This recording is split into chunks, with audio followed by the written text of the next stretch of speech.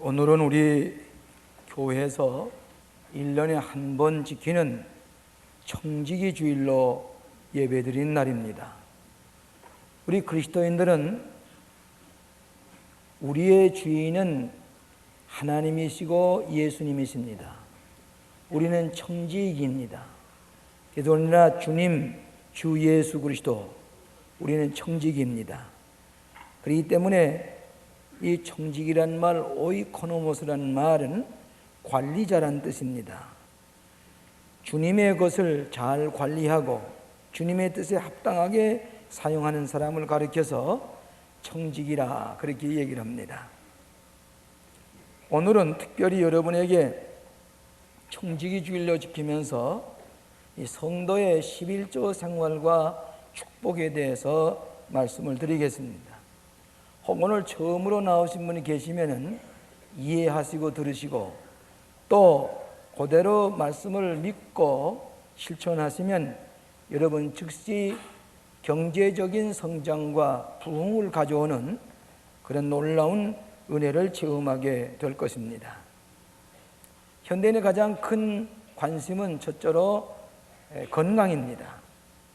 건강하지 아니하면 재물도 명예도 지위도 아무 소용이 없습니다. 어떻게든지 건강하게 살아야 되겠다. 두 번째로는 경제적인 관심입니다. 재물의 관심. 어떻게 하면 재물을 잘 모아서 넉넉하게 쓰면서 살 수 있을 것인가, 풍요로 누리면서 살겠는가, 그렇게 기대를 해봅니다.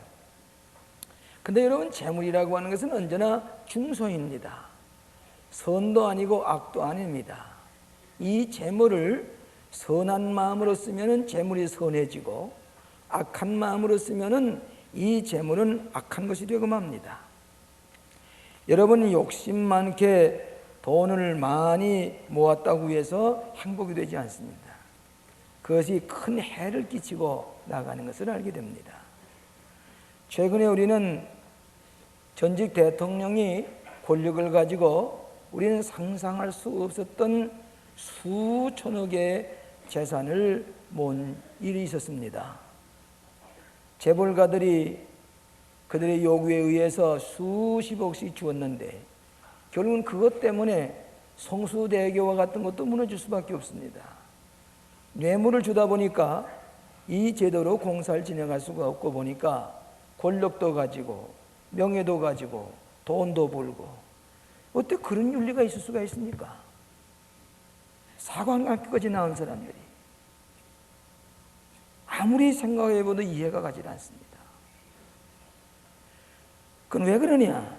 재물을 모을 줄만 알았고 불법으로 모았지만은 선하게 쓸 줄을 모르고 자기 탐심과 욕심을 가지고 관리하다 보니까 그는 결국에 가서는 수치와 모욕을 당하고 감옥살이를 살 수밖에 없고 국민들에게 큰 배신감과 환멸을 가져다 주는 것입니다. 재물을 제대로 쓰지 못하기 때문입니다. 오늘 그리스도인들이 내세나 천국을 늘 말씀하면서도 오늘 현실적으로 재물의 문제를 명확하게 관심과 결단과 원리를 알고 생활해야 됩니다.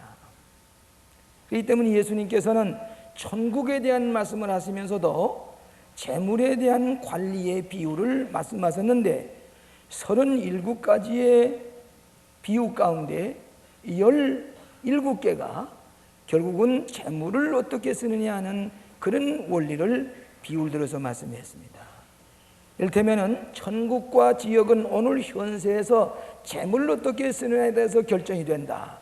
부자와 나사로, 돈 많은 사람과 이 나사로 가난한 사람이 재물을 어떻게 썼느냐에 따라서 지역에 떨어졌습니다. 어리석은 부자는 이 돈을 많이 모으는 것이 어리석은 게 아닙니다. 쓸 줄을 모르는 것이 어리석은 겁니다.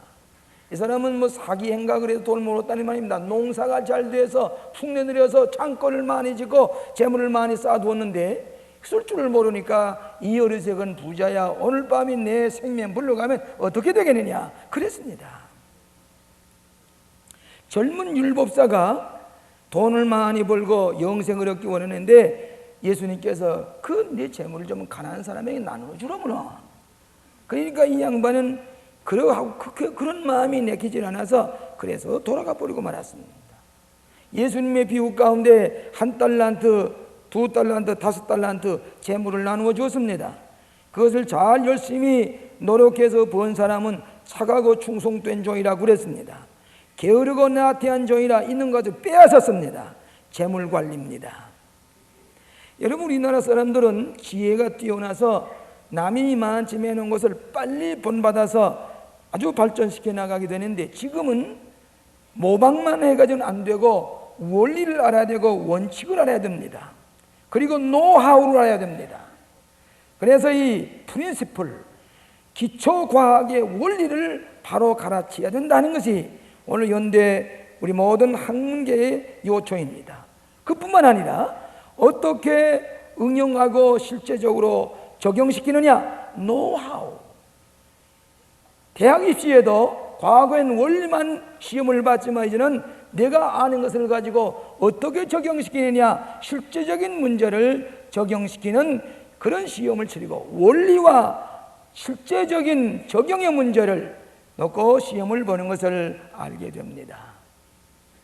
우리 크리스천들은 물질 생활이 현명해야 됩니다. 그 사람이 물질 관리하는 것 보면은 그의 인격과 그의 신앙이 짐작이 됩니다. 그렇기 때문에 이 물질 관리라고 하는 것은 성도의 가장 귀한 시험거리입니다. 테스트거리입니다. 그래서 이 기독교인들은 경제 발전의 원리를 잘 알고 실제적으로 응용을 해서 노하우를 가지고 바로 나갈 때에는 실패가 생기지 않습니다. 성공이요, 축복받고 존귀여김을 받는 삶이 됩니다. 그 원칙이 뭐냐? 11조의 원리입니다. 이 11조를 바로 깨닫고 응용하는 사람은 내 집에 경제가 성장하고 존귀여김을 받고 자녀들이 잘 되고 우리의 마음의 평화와 기쁨을 가지고 영육간의 축복을 누리면서 살아가게 되어 있는 것입니다. 저는 오늘 이 시간에 1년에 꼭 한 번 하는 11조 설교가 없는데 여러분 아마 귀담아 들으시고 실천에 옮기시면 축복이 될 것입니다. 성도의 경제 성장의 원리 4가지만 말씀드리겠습니다. 첫째로는 신의를 지키자고 하는 것입니다. 신의를 지키는 사람이 되어야 됩니다. 여러분, 인간관계에서 가장 중요한 요소는 뭐인 거니? 신의를 지키는 일입니다. 독일에서 2차 대전이 끝난 다음에 어떤 제사장이 말하기를 우리가 이 재물의 손실을 가져오는 것은 우리에게 조금 잃어버리는 것이다. 그러나 건강의 상실을 가져오는 것은 많은 것을 잃어버린 것이다. 더 나아가서 신의를 잃어버리면, 신의의 손실을 가져오면 전체를 잃어버린 것이다. 다 잃어버린 것이다. 그렇게 얘기했습니다. 지금은 크레디트 카드 시대입니다. 크레디트, 이 신용카드 편리하게 하고 있습니다만은 그 크레디트 카드에 신용을 잃어버리면은 미국 같은 데는 살 수가 없습니다. 오늘날은 신용 중심의 사회가 되어야만이 경제적으로도 발전할 수가 있습니다. 국제 경제 교류에도 마찬가지입니다. 개인이 사업을 해도 마찬가지입니다. 신의를 지키는 사람이 되어야 됩니다. 최근에 제가 잘 아는 친구 미국의 총장께서 제게 지도력에 관한 책을 특별히 주문해서 보내주었습니다. 근데 그 지도력에 대한 얘기 가운데 과거의 지도력은 용기가 있다든지 지식이 있다든지 지혜가 있다든지 결단력이 있다든지 추진력이 있다든지 설득력이 있다든지 비전이 있다고 하면은 훌륭한 지도자인 줄 알았는데, 지도력 있는 사람인 줄 알았는데, 그 새로 나온 책의 이름은 뭐인 거니? credibility, 신의 혹은 신뢰감이라는 제목입니다. 지도자는 신의를 지키는 사람이 되어야 되고 신뢰감이 있는 사람이야만이 현대 지도자가 될 수 있다는 얘기입니다. 하나님, 사람과 사람 사이에도 신의를 지켜야만이 됩니다. 신의가 있는 사람은 하루아침에 불타버리고 재난이 나고 지진이 나서 다 없어져도 신의가 있는 사람은 그 다음날 아침에 그 집에 물건을 가집니다. 아무런 약속 허음도 없지만은 그의 신의 때문입니다. 신의가 재산입니다. 그러니까 신의가 없는 사람은 누가 도움의 손길을 펴지 않습니다. 더욱이 우리 그리스도인들은 하나님과의 신의를 지키는 사람이 되어야만이, 보이지 않는 하나님과 신의를 지키면 사람과 사람 사이의 신의는 더할 나위 없습니다. 그렇기 때문에 오늘 성도들은 하나님과의 바른 신의를 지키는 사람이 될 때에 우리의 가정의 경제적인 부흥과 성장이 오는 것을 믿으시기를 바랍니다. 믿으시면 크게 아멘 하세요. 말라기 3장 10절에 보면은 만군의 여호와가 이르노라, 아마 여러분 수십 번 들었을 겁니다. 너희의 온전한 11조를 창고에 들여 너희 집에 양식이 있게 하고 그것으로 나를 시험하여 보라. 내가 하늘문을 열고 너희에게 복을 쌓을 것이 없도록 붙지 않으냐 보라. 온전한 11조 들으랴. 약속을 믿고 축복을 기다리라. 신을 지키라는 얘기입니다. 영국의 웨스트민스터 교회의 캔들 박사가 11조를 누리지 못하는 이유 세 가지를 얘기하면서, 첫째로는 11조의 원리를 배우지 못해서, 알지를 못해서, 어려서부터 11조의 원리를 깨달은 사람은 일생 동안 11조 안 하고는 살 수가 없습니다. 배워야 됩니다. 알아야 됩니다. 그렇기 때문에 저는 오늘 여러분에게 분명한 11조를 가지고 얘기를 합니다. 최근에 우리 교회에 연세대학교 교수 평유회 회장되는 유수한 교수가 우리 교회에 나오시는데, 이분이 이번에 집사가 됐습니다. 그래서 대개 교수인 경우는 이론적으로 밝지만은 실천에서는 약할 때가 많이 있는데, 그래서 그분의 집사직을 이렇게 시험해 보면서 그가 우리 교회에 나오면서 11조를 얼마나 했느냐 하는 것을 열어보니까 연세대학의 유명한 교수입니다. 그런데 11조를 분명하게 했어요. 매돈 몇 전까지 했어요.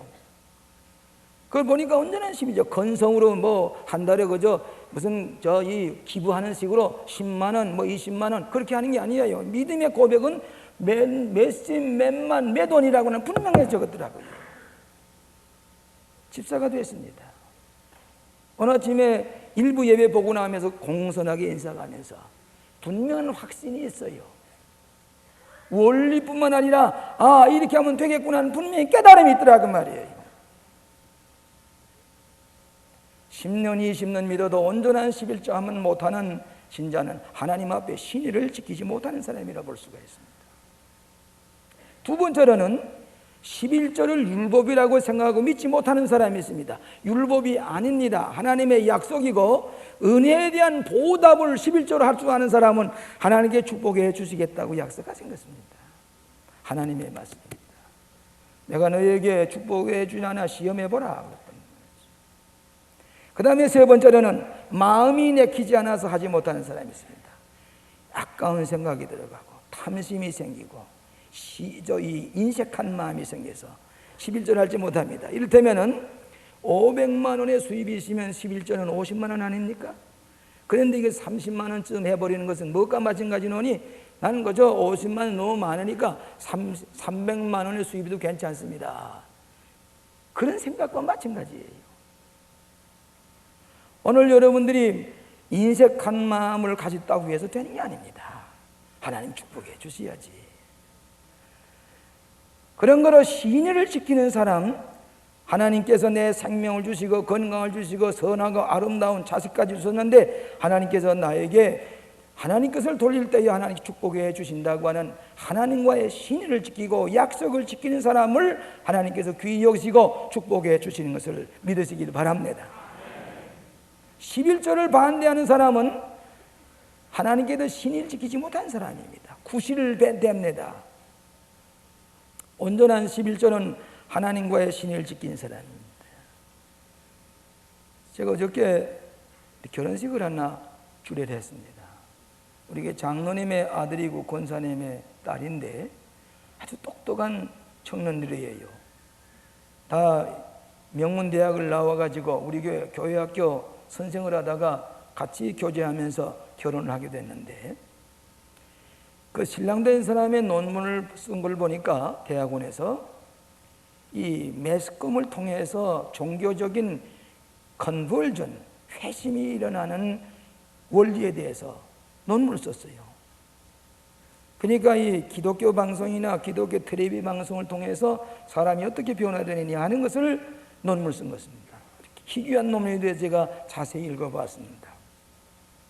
또 신부되는 사람은 우리 극동방송에 PD도 되고 애나운서도 된단 말이죠. 둘이 다 이 매스컴을 전공한 분인데, 아버님은 한 분은, 신랑의 아버지는 우리 장로님이십니다. 박병재 장로님이시고, 신부는 우리 이 권사님이십니다. 아버지는 큰 회사를 하고 있습니다. 근데 결혼식 하면서 가만 보니까 손님이 제일 많이 왔었어요. 그것도 우연한 일이 아닙니다. 근데 제 이 결혼식 주례사를 조용하게 듣고 있어요. 믿지 않는 사람들인데 오늘 내가 좋은 얘기 듣고 간다고 그러더라는 게예요. 근데 꽉 찼어요. 결혼식을 주례하고 해서 내가 가만히 생각해 봤습니다. 오늘 박병재 장로는 오늘 여기 나오신 줄 압니다만, 박병재 장로는 현대그룹에 입사할 때에 평상원으로 시험 쳐서 들어간 사람입니다. 30년 전에. 근데 이분이 그 회사에 대해서 충성심을 가지고 신의를 지키면서 계장이 되고 과장이 되고 부장이 되고 무슨 상무가 되고 전무가 되고 부사장이 되더니 현대자동차 회사의 사장이 됐습니다. 현대그룹의 가족들이 사장이 될 줄 알았는데 이 양반이 사장이 됐습니다. 30년 동안 신의를 지키고 보니까 세계적인 자동차 회사의 사장이 됐습니다. 연대 상관한 분입니다. 공과 출신도 아닙니다. 그런데 사방에 유혹이 있었을 것입니다마는 한결같이 신의 지키고 나니까 그는 그 세계적인 자동차 회사에 책임을 질 뿐만 아니라 자녀들이 잘 되더라 그 말이에요. 신의를 지키는 신이다.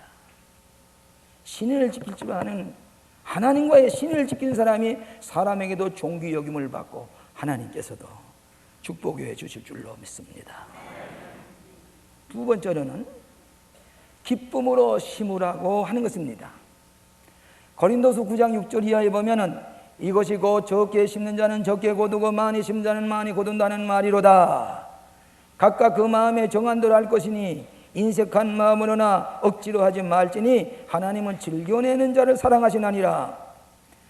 적게 심으면 적게 거두고 많이 심으면 많이 거둔다는 말은 투자의 원리입니다. 여러분 경영학에서도요, 제때에 바르게 많이 투자하면은 그만치 이유를 거둘 수가 있지만은 투자하지 아니하고 곤란해서 그건 안 됩니다.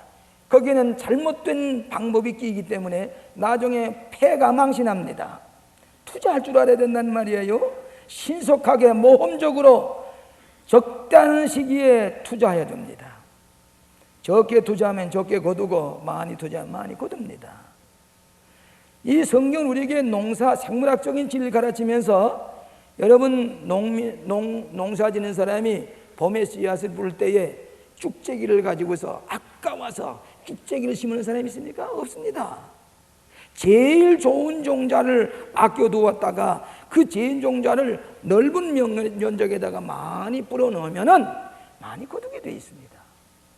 미련한 농부는 쭉재기를 갖다가 아까워서 심어 놓는 사람은 아무것도 거두지 못합니다. 그러니까 이 성경은 적게 심는 자는 적게 거두고 많이 심는 자는 많이 거둔다는 투자의 원리를 우리에게 가르쳐주고 있습니다. 11조의 투자의 원리, 하늘나라의 재물을 쌓아두는 것인데 첫째로는 기쁜 마음으로 드리자 그랬습니다. 여기 보니까 억지로 인색한 마음으로 드리는 것은 원치 않았습니다. 기쁜 마음으로 드리라 그랬습니다. 여러분 투자할 때에 기쁜 마음으로 하나님 앞에 투자하는 겁니다. 두 번째로는 감사한 마음으로 드리자. 우리 예수 믿는 사람은 뭐든지 하나님 나라를 위해서 감사한 마음으로 드려야 됩니다. 세 번째로는 온전한 11조를 드려야 됩니다. 온전한 것, 정성껏 틀림없이 애누리하지 아니하고 드려야 됩니다. 하나님 앞에 적당히 사람 앞에 하는 것은 아닙니다. 하나님 앞에 정확하게 드리자 그 말입니다. 네 번째로는 하나님의 교회에 드려야 됩니다. 내 집에 양식이 있게 하고 그랬습니다. 그렇기 때문에 하나님의 11조는 하나님의 나라 사업을 드려야지, 이걸 해서 뭐 가난한 사람 내 마음대로 이름을 가지고 장학금을 돈다든지 선한 사업을 한다, 구제 사업을 한다, 그건 아닙니다. 하나님의 교회에 하나님의 뜻대로 선교 사업을 위해서 드려야 됩니다. 하나님의 교회에. 근데 어떤 사람은 이것을 가지고 자기 이름을 나타내려고 하다가 아주 큰 낭비 보는 사람이 있어요. 다섯 번째로는 지체하지 말고 즉시 드려야 됩니다. 여러분 11조를 떼놓고 좀 하루 차일피 하다 보면은 이게 유용이 되기도 하고 하나님의 재물을 내 마음대로 쓰게도 되고 잃어버리게 됩니다. 어떤 교인이나 11조 들고 벌써 몇 줄 전에 떼놨는데 11조 들여놨다가 그만이야 잃어버린 사람이 있어요. 또 적당히 바쁘니까 이걸 이용해 쓰는 사람이 있습니다. 하나님의 재물을 이용하면 안 됩니다. 그래 제일 먼저 제일 귀한 첫 번 선물 드리라고 그랬거든요. 빨리 드려야 됩니다. 그러니까 지체하지 말고 드려야 되는 것입니다. 잘못하다는 손해보고 잃어버리기 쉽습니다. 하나님의 것은 하나님께 즉시 돌려야 됩니다. 그러면 이 11조를 하나님께 드리지 못할 때 어떤 현상이 나타나냐 하면 하나님의 것을 도적질하는 정죄라고 하는 마음이 생깁니다. 여기 성경이 뭐라고 그러는 거니? 아까 그 말라기서의 성경 말씀입니다. 사람이 어찌 하나님의 것을 도적질하겠느냐? 그러나 너희는 나의 것을 도적질하고도 말하기를 우리가 어떻게 주의 것을 도적질하였나이까 하도다. 이는 곧 11조와 헌물이라. 너희 곧 온 나라가 나의 것을 도적질하였으므로 너희가 저주를 받았나니라 그랬어요. 11조를 하지 않으면 이 도적질, 하나님의 것을 도적질하는 정죄감을 가지게 된다. 두 번째로는 신앙 양심의 가책을 받게 됩니다. 여러분이 11조를 많이 드렸다고 해서 많이 드린 것이 아까울 게 없습니다. 하나님의 것을 드리는 거니까. 근데 이 하나님 것을 제대로 드리지 못하면 괜히 양심의 가책이 돼요. 11조 소리만 하면은 뭐 이거 불안해요. 왜? 하나님 앞에 온전한 11조 드리지 못하니까. 여러분 신앙생활하면서 기쁜 마음으로 후련하게 기쁜 마음으로 하지 가책이 돼서는 안 되거든요. 세 번째는 하나님의 백성의 자격을 잃어버리게 됩니다. 하나님과의 관계에서 여러분 11조를 제대로 드리면 하나님이 늘 가까이 계시고 곁에서 나를 지키는 것이 체험되어집니다. 그러나 11조를 하나님 멀리 계십니다. 멀리 떠나 계시는 것 같습니다. 또 하나님의 축복을 가로막게 됩니다. 이 하나님과의 관계가 파이프가 뚫려지질 아니하고 자꾸 막혀집니다. 말씀의 은혜를 받지 못합니다. 하나님의 말씀에 우리의 감동을 받지 못합니다. 여섯 번째로 하나님 앞에 신의를 저버리게 됩니다. 기도의 응답에 대해서 회의를 가지게 됩니다. 여러분 농사짓는 원리는 동서약이 다 같지요.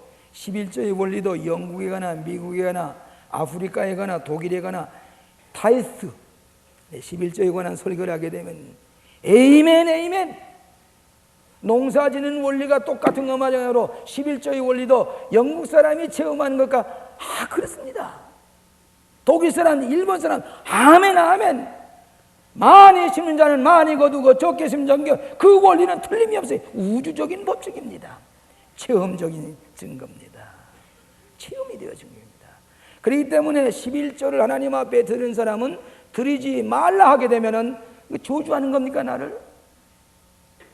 11조 드리지 않은 건 견딜 수 없는 믿음의 고백을 하게 됩니다. 한 7년 전에 우리 교인 가운데 한 분이 실직이 돼서 있었습니다. 근데 처음으로 세례를 받고 이 주일 청지기 주일에 목사님의 설교를 듣는 가운데 실직인도 있고 수입은 없고 좀 예금해 놓은 거 있었지요. 저 목사님이 거짓말이 하겠느냐? 성경 말씀을 가지고 설교하는데 근데 이걸 믿어야지 다른 거 뭘 믿을 게느냐? 그리고서 그가 어떻게 했는 거니, 저금 통장에서 적어도 내가 한 300만, 7년 전입니다. 한 300만 원을 수입이 있어야 되겠다 생각을 해서 30만 원을 저금 통장에서 빼서 11조를 드렸습니다.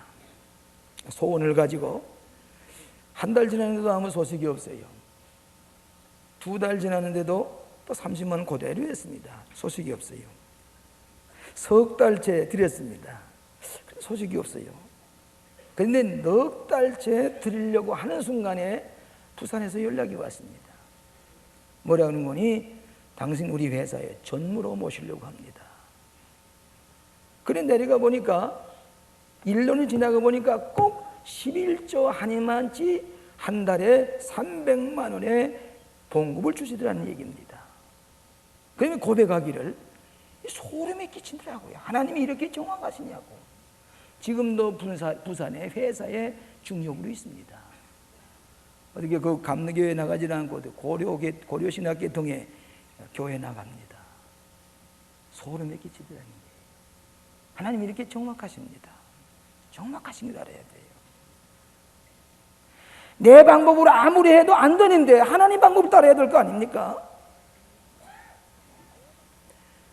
오늘 물질적인 문제에 대해서 하나님께서 이렇게 약속하신 말씀 믿지 못하면 내세에 천국 가는 거 어떻게 믿어요? 부활을 어떻게 믿어요? 그런 거로 하나님의 약속의 원리를 믿으시기를 바랍니다. 세 번째로는 확신을 가지시기 바랍니다. 하나님의 약속의 말씀을 확실히 믿으세요. 의심하지 마세요. 오늘 여기 말씀이 뭐라고 그랬습니까? 온전한 11절 드리면 황충을 금하겠다, 먹어버리는 걸 금해주겠다. 유대 나라에서는 황충이 한번 날아가게 되면 곡식 1년 중에 다 없어집니다. 엉뚱하게 없어집니다. 여러분, 이 잘 믿는다고 하면서 11절 내지 않으면 재물이 도망가면서 소리치고 도망을 가요. 나에게 부끄러움을 주며 도망을 가요. 상처를 내고 도망가요. 재물이 아무리 많았다고 할지라도 나에게 부끄러움을 주면서 도망을 갑니다. 황충을 금해주겠다, 지켜주시겠다. 기한 전에 과실이 떨어지지 않겠다.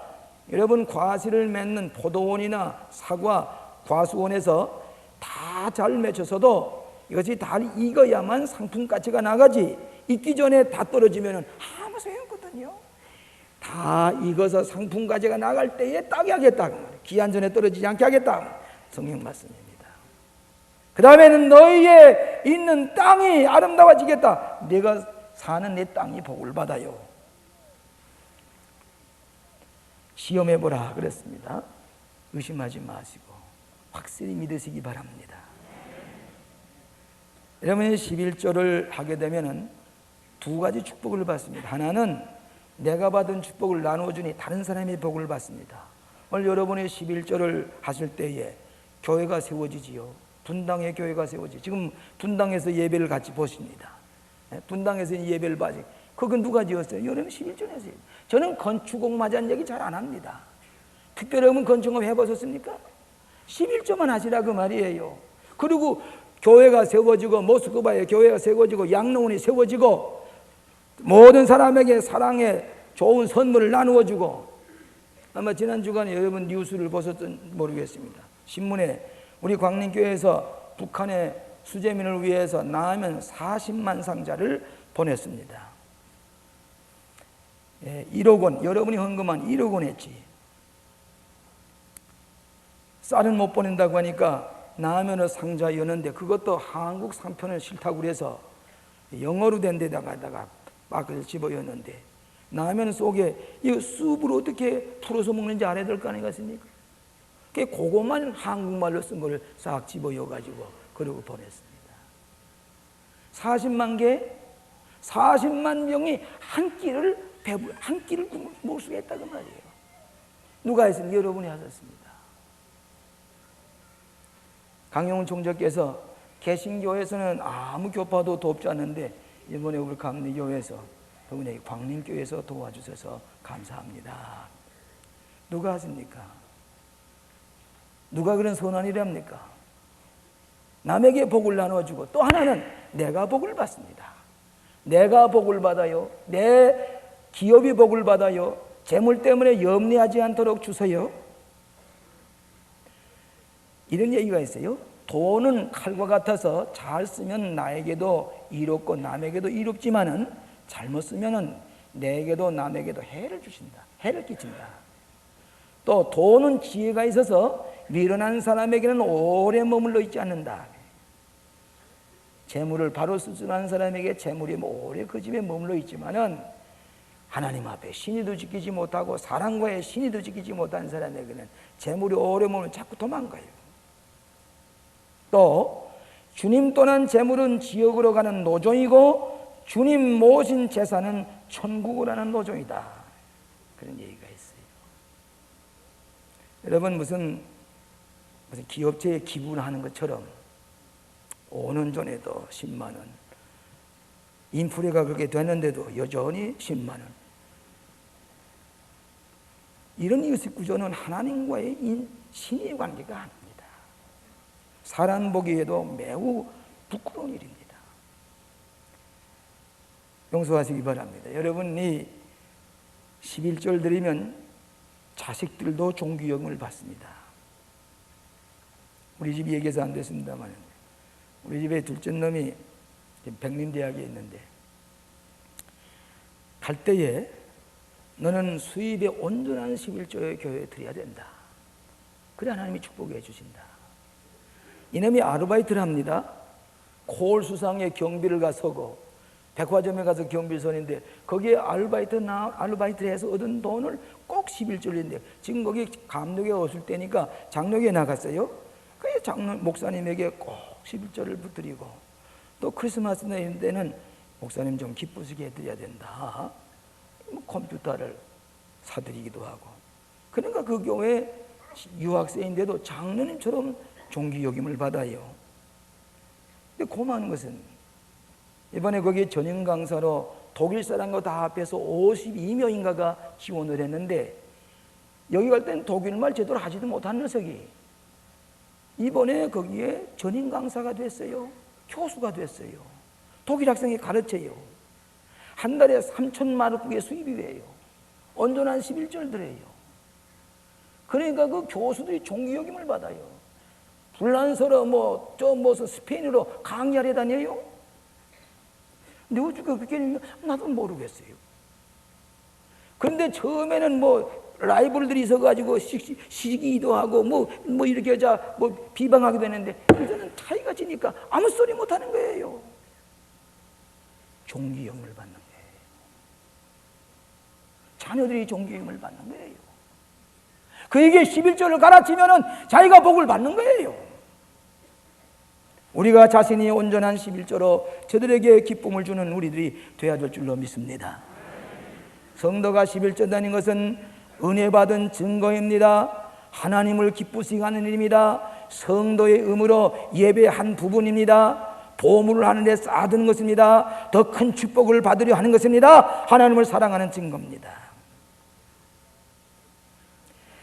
제가 저번에 호주에 갔더니 오늘 여기 이필려 권사님 오신 줄 압니다. 여러분 이필려 권사님 이해해 주시기 바랍니다.